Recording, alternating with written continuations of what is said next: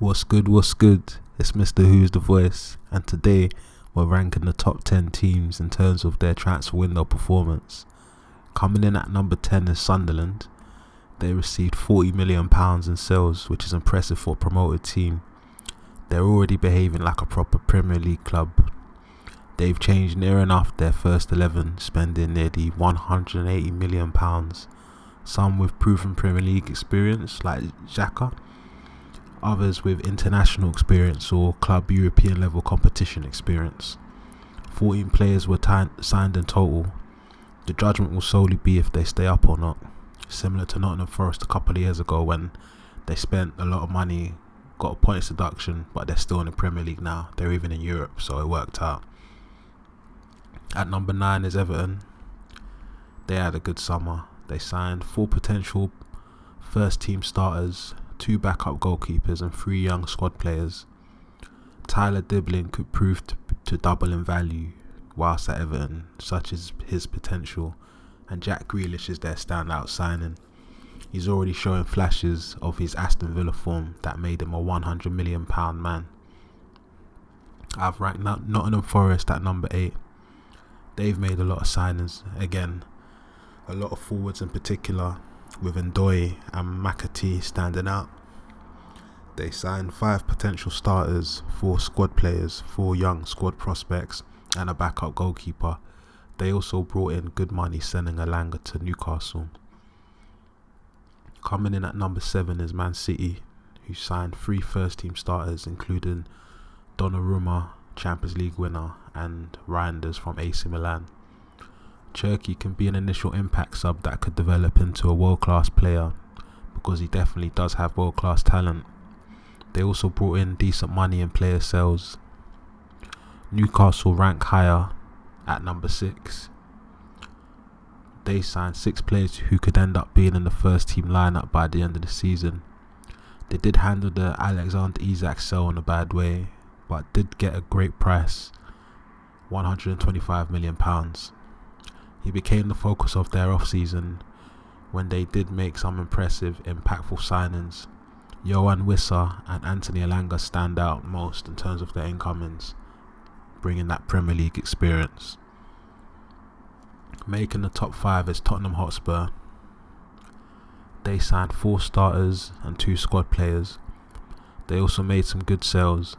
Xavi Simons and Mohamed Kudus stand out as their top signings. Next up is Man United. They made 3 top first team signings in Cunha, Sesko and Mbeumo. They have 2 guaranteed game changers in Cunha and Mbeumo who can score goals for themselves. This should help elevate them much higher in the table compared to last season where they finished just above the relegation places. United also signed 2 young potential decent squad players. The negative is that they do need to sell players better.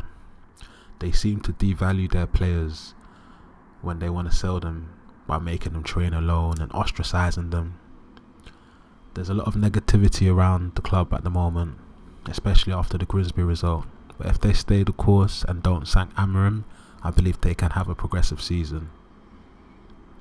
Making the top 3 on this list, and potentially the league table, is Chelsea. Chelsea signed 5 players that can compete for a starting position in João Pedro, Liam Delap, Jamie Gittins, Garnacho and Estevao, Brazil's new crown jewel. Joro Hato bolsters their defensive options and is a top prospect for the future.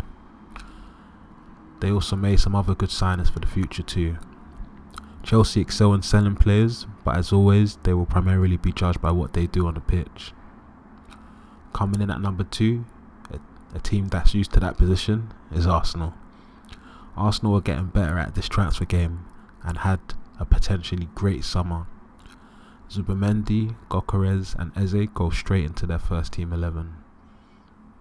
Kepa, Norgard, Madueke, Hincapié and Mosquera bolster their squad options, with the relatively unknown Mosquera already putting in some strong first team performances in Saliba's absence.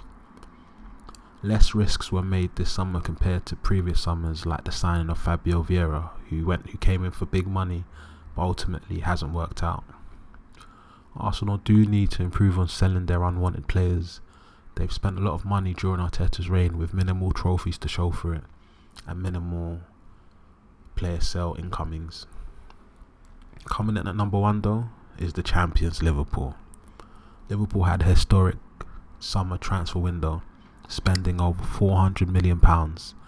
This was a summer Liverpool fans couldn't have dreamt of after the title winning season. Florian Wirtz was the first sign of a surprising summer. I, like a lot of Liverpool fans, assumed he was bought to play as a false nine because it was assumed our biggest signing would be a striker. Then later on, Ekitike and Isak were added to complete a transformation of our forward line. Kerkers and Frimpong were signed to give us 5 game-changing signings in total, bolstering the fullback positions with pace. Leone and Mamardashvili were bought as future first team starters, and 2 other backup goalkeepers completed our summer spending. But you let me know what you think of this list. Please like and subscribe. Let me know in the comments if I'm doing a good job. Bless up.